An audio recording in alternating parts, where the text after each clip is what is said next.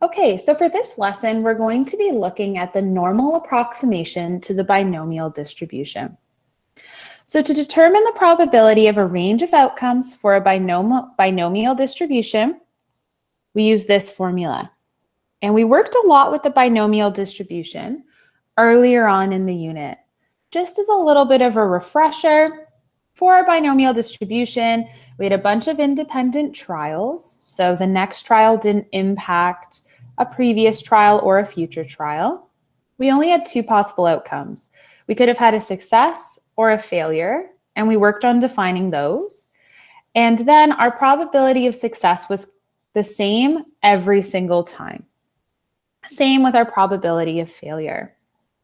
Now, when we did this, we always were looking at data points that were discrete at that time. So what we would do is would make our probability distribution, and we made a chart, and we would use this equation to find the probabilities of all of our different x values. Now, if there are a very large number of trials, sometimes making that chart can be very, very time consuming. So we'll get to an example just to show you that.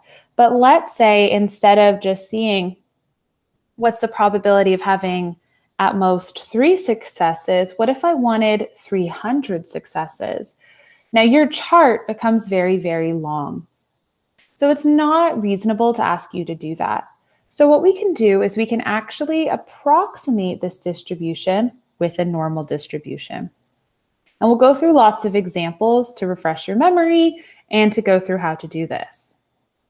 Now, there are conditions that must be met in order for us to be able to approximate a binomial distribution. So we can't just do this for any binomial distribution. We have to have enough data points. How I determine if I have enough data points is I look at the following two conditions. My number of data points, or my number of independent trials, that is represented by n, multiplied by my probability of success, must be larger than 5. Similarly, my number of independent trials, or my number of data points, interchangeable words, multiplied by my probability of failure must also be greater than 5. If those two things are happening, then I can use my normal distribution for this situation. Now, just as a bit of a recap, n is my number of data points or my number of independent trials, p is my probability of success, and then q is my probability of failure. Now, because I only have two options, success or failure, my probability of success and my probability of failure will be complements to one another. So if I'm given one of them, to find the second one, I do 1 minus that probability. Now, if we've determined that we've met these conditions and we know that we can use our normal approximation, now we need to find our mean and our standard deviation. Anytime we're doing a normal distribution, we need two important pieces of information, and that is our mean and our standard deviation. If we don't have those two pieces of information, there isn't much we can do. So in order to find those two pieces of information, we have the following two formulas. To find our mean, we take our number of independent trials or our number of data points multiplied by our probability of success. Same thing as above, actually. So it'll be nice because you've already done that calculation. And then for our standard deviation, we take the square root of our number of data points multiplied by our probability of success multiplied by our probability of failure.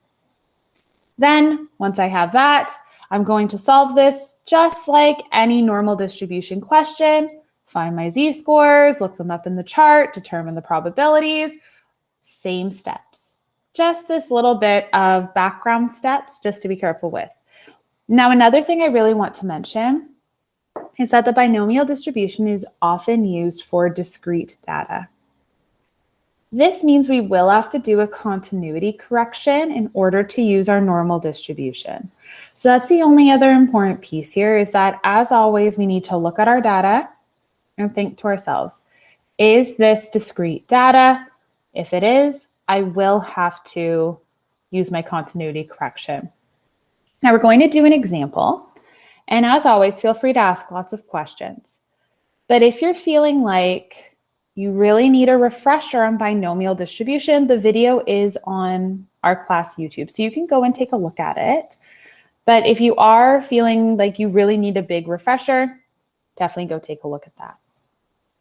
Okay, so we're going to do an example, and we're going to recap binomial a little bit, and then I'll show you how to do it with the normal distribution too. So here's our example.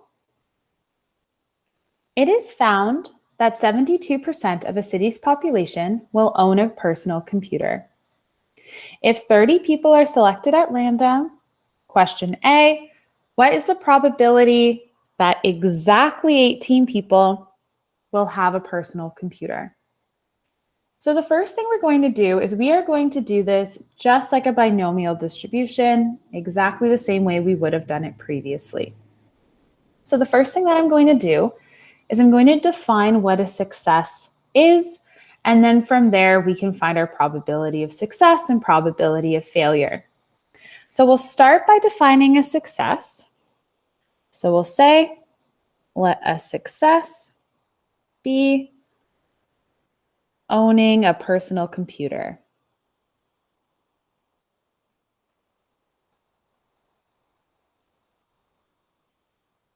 There we go. So there's a few pieces of information I need to know when working with my binomial distribution. First is my number of independent trials, which is n. Because I have 30 people selected at random, I'm going to ask each person individually, do you have a personal computer? Yes or no, success or failure. Next person, do you have a personal computer? Yes or no. So I have 30 independent trials or 30 data points. Then my probability of success, the same as the probability of somebody having a personal computer, is 72% or 0.72. My probability of failure, so the complement of a success, will be 1 minus 0.72, which will give us 0.28. There we go. And in this case, our X value, or the number we're looking for, is exactly 18 successes. Not a range, we want exactly 18 successes. So what I'm going to do is I'm going to write out my formula for my binomial distribution. We'll have our total number, choose our number of successes, then our probability of success, multiplied by how many successes there are, and then our probability of failure to the power of how many failures there are. Sorry, I misspoke before. Our probability of success to the power of our number of successes, and then the probability of failure to the power of our number of failures. So now we can fill in our values. So we have the probability of 18 successes. So we need to choose out of the 30 trials which 18 will be successful. Then we had 18 successes. So our probability of success to the power of 18. And that would give us 12 failures. The rest of them are failures. So our probability of failure to the power of the number of failures. And then I just put this whole thing into my calculator. 30 choose 18. 0.72 to the power of 18, and 0.28 to the power of 12. And that will give us 0.0543.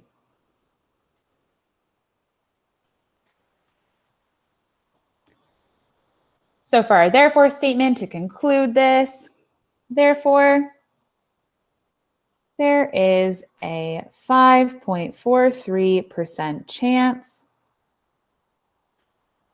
that exactly 8 people, or 18 people rather, will own a personal computer.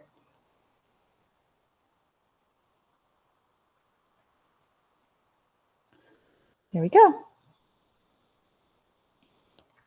So this is how we would have done things at the beginning of the unit, right? This is a very fair question for at the beginning of the unit. You would have written out all of your different variables, you would have put them into the equation, and then you would have just simplified from there. Now, what we want to do is we want to try approximating this with our normal distribution, and then we'll compare our answers and see if they're similar.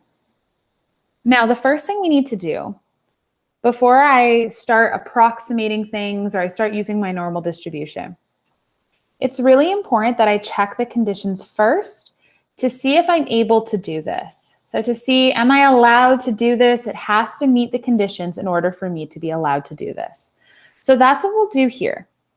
We're going to check our conditions.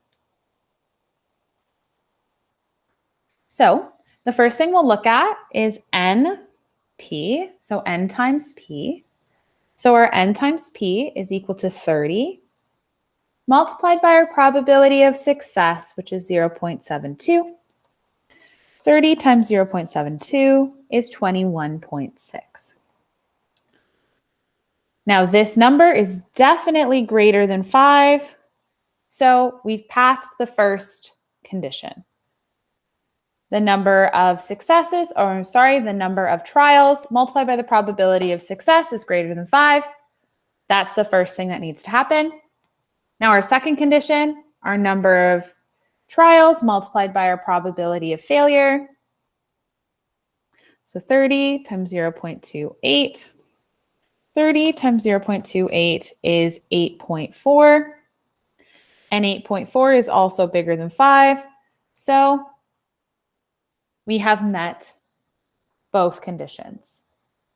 This means that I can use my normal distribution to approximate my probabilities of this situation. And that's exactly what we're going to do. So we're going to redo this question here, but we're going to use our normal distribution instead. So we're going to do the same question. So the probability of having exactly 18 successes, but we're going to use our normal distribution. Okay, so we've checked our conditions. Now, in order to use my normal distribution, I require two things. I need my mean and I need my standard deviation. If I don't have these two things, I can't use my normal distribution. So because we know that we're allowed to approximate our binomial distribution, our mean can be found by taking our number of trials and multiplying by our probability of success. And we just did this above, so 21.6. And then our standard deviation can be found by taking the square root of our number of trials multiplied by our probability of success multiplied by our probability of failure. So 30 multiplied by 0.72 multiplied by 0.28. And we square root that whole thing. And we'll have the square root of 30 times 0.72 times 0.28. And that will give us square root. I just need to double check my answer, 0.72, 0.28.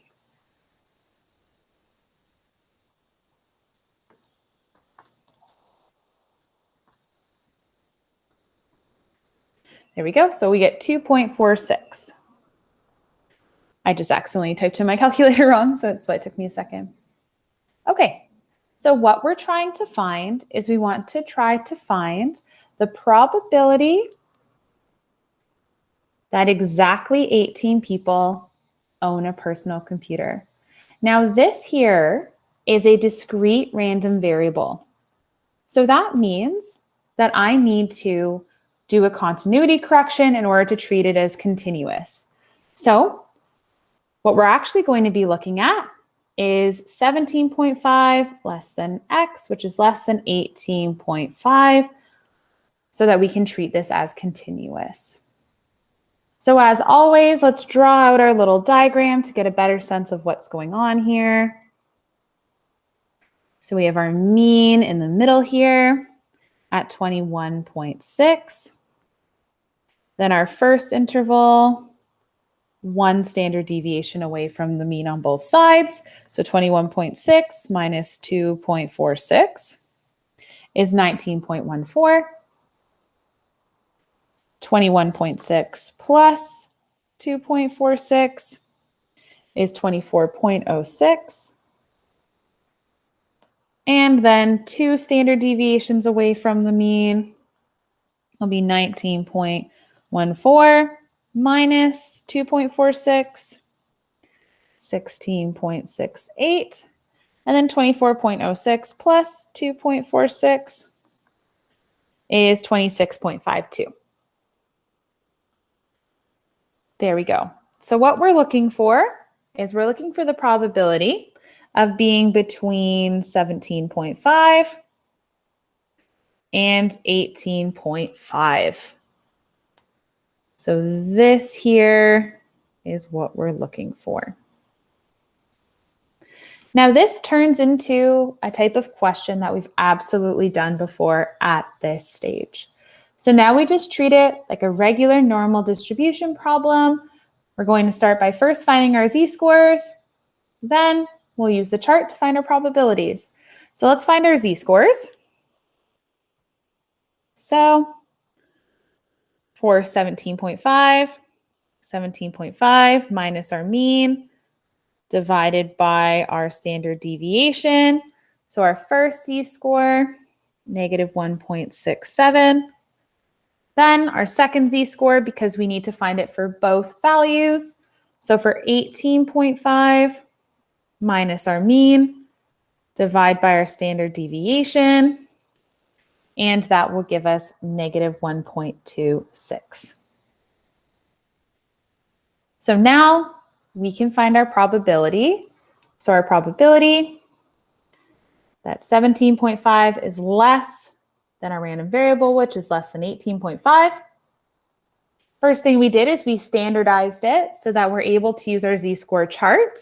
So that's the same as negative 1.67, less than our z-score, less than negative 1.26. Now, just as a reminder, those values in the chart give us the area behind that number, so this way. But we only want this inside part, so what we're going to do is take this one and subtract that one. So we'll take the bigger one and we'll subtract the smaller one. There we go. So now we just use our z-score chart, which hopefully everybody has a copy of. I'm just going to quickly grab it here. There we go. Perfect.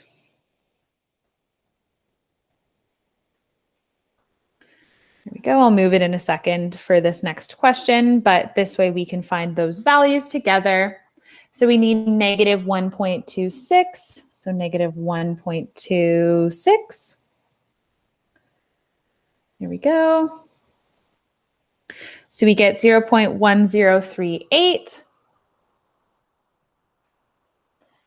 And then we subtract the z-score for negative 1.67.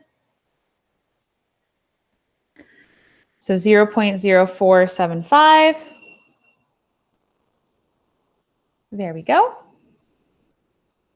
And now we can just subtract that in our calculator. So 0.1038 minus 0.0475 will give us 0.0563. There we go. So hopefully this is coming back. This shouldn't be too far back in your memory. It was just on the last quiz. But that is our probability of having exactly 18 people with a personal computer. Now we want to take a moment to compare this to doing it with our binomial distribution. So this was through the normal approximation. But if we go back up to the top, when we used our binomial distribution, we got 0.054. And then here we got 0.0563. So we're close, a little off, but it is an approximation. It's not going to be exact, but it does give us a better idea of how close it is. It's enough to actually use that number. Okay. Any questions so far before we go to example B?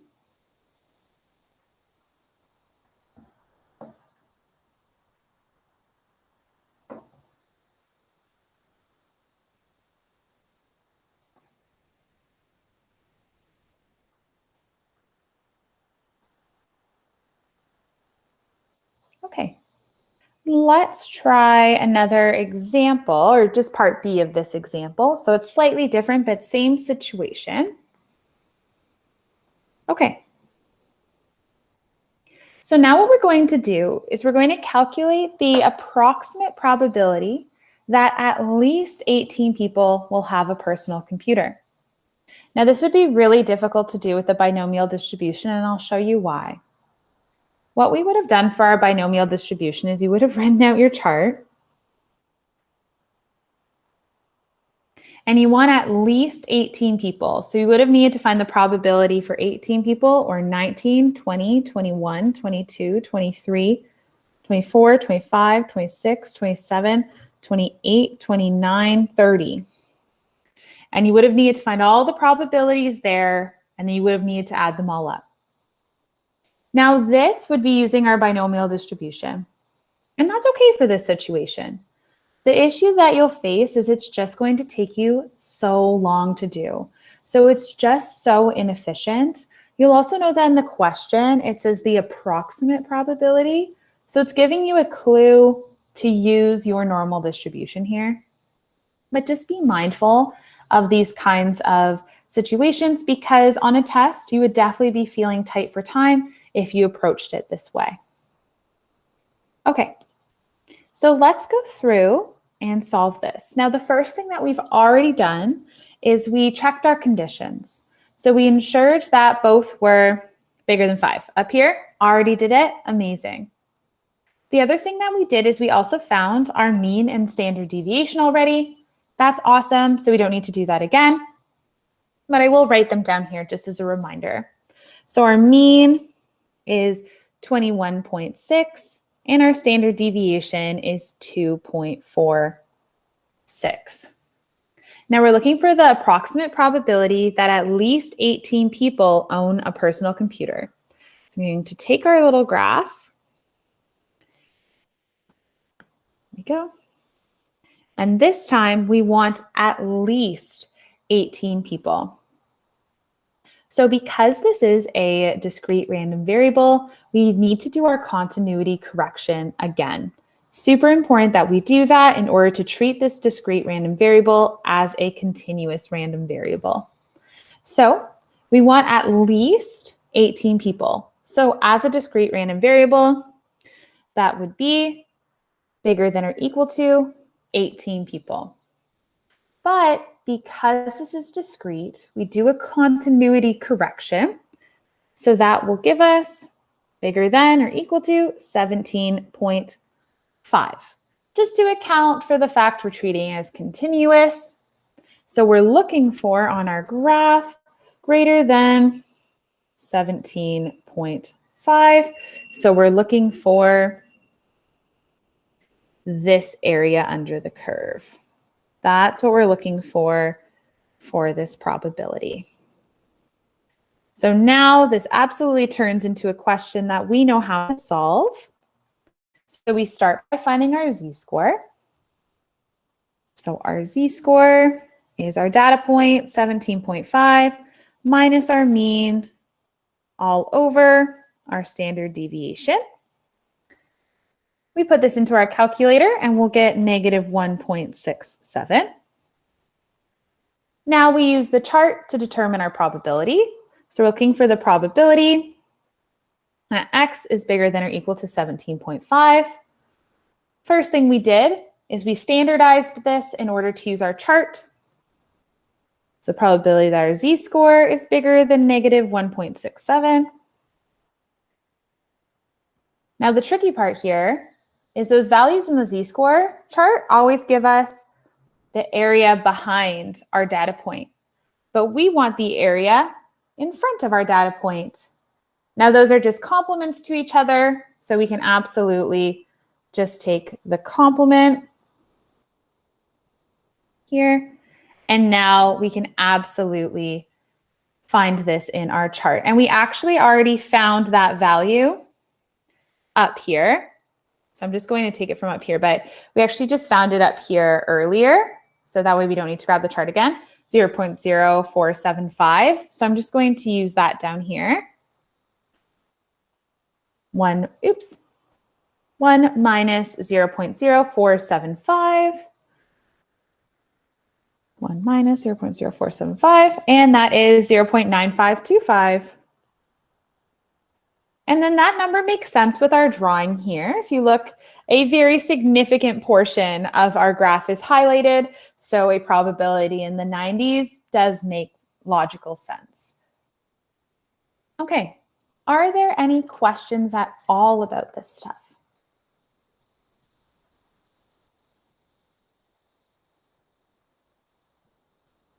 So far, none. Okay, here's the homework below. Just going to end the recording.